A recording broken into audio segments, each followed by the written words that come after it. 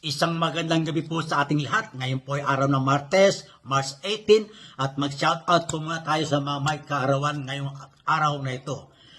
Kay Ate Linda Padugar, na aking auntie po, pinsang buo po ng nanay ko. Kay G. Patrick Hernan Reyes, Rep. Unad Joel de la Cruz, Ron Rab Cuason Bacol, Joel de Guzman, M. Joel Santos. Ngayon din po kay Christopher Pen Flores, Jerry Uy, Joyce de la Cruz, Carlo Mondano, Rain Espinosa, Edgar Garcia, at Glenn Tambolero na aking kabarangay sa Barangay 702. Ngayon din po, advance happy birthday po para bukas March 19 sa mga sumusunod kay Homer Balbin, Joseph Mendoza Santillan, SBP Ara Coronadal, at kay Kenneth James. Ganyan din po sa mga magdiriwang ng kaarawan sa March 20, sa mga sumusunod, kay Bongi Villanueva ng Pabro, Junior M. Marcelo, Mark Jason Gatchalian, Ed Lee, Manuelito Badal, Gold Referees All Sports, Cynthia Morillo ng Northern Samar, Biglang Pogi Cabarbers, at kay Ding Caranto Villacorte na aking batchmate sa Manila High School. Maligayang kaarawan po sa inyo lahat at naway patuloy kayong pagpalain ng ating poong may kapal. Ang ating po tatalakayan sa gabing ito ay ang clarification na idinulog sa akin ni Chris SBP Irog ng Jeddah, Saudi Arabia about doon po sa throw-in rule. Ang question niya, is it legal? Ito po yung senaryo doon sa kanyang katanungan. During throw-in, thrower-in player A1 throws the ball up at the back of his teammate A2, then enters the court and touches the ball. Ang nangyari po doon sa kanila, sa sitwasyon na to, ay tinawagan nila ng violation. Kasi ang buong pagkakaintindi nila during throw-in, nag-throw-in ng A1 at nahihirapan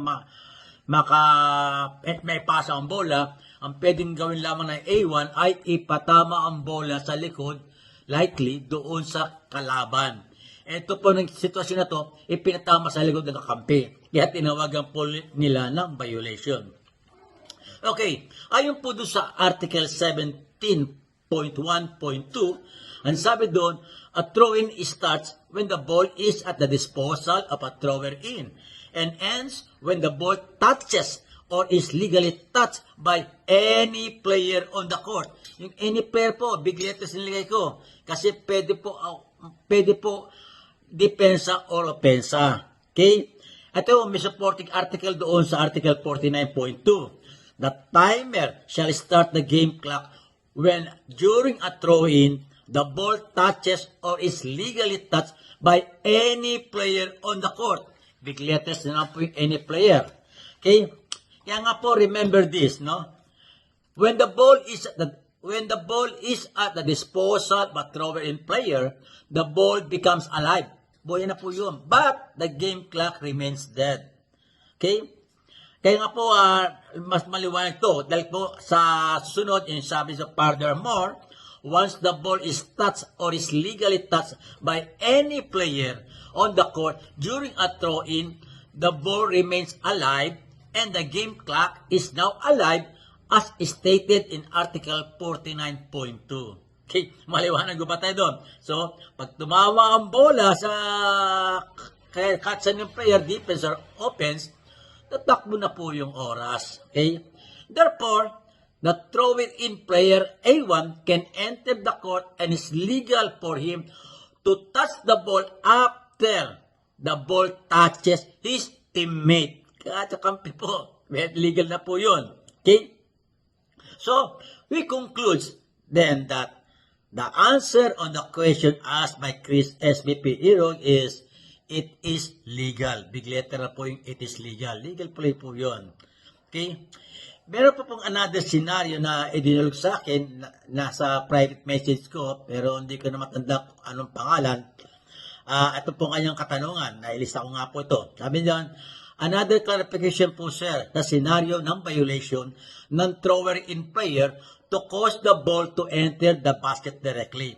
Itinatanong niya po yung ating player A1, nag-i-inbound, paghagis siya ng bola, siguro mag-alley-oop pass, ang bola directly pumasok sa basket. So, not counted po yun. Pero itong kanyang question, where is the throw-in shall take place? Is it in the original throw-in place or from the free throw line extended? Kasi po ang ginawa nila, in-inbound nila doon po sa original throw-in place. Okay?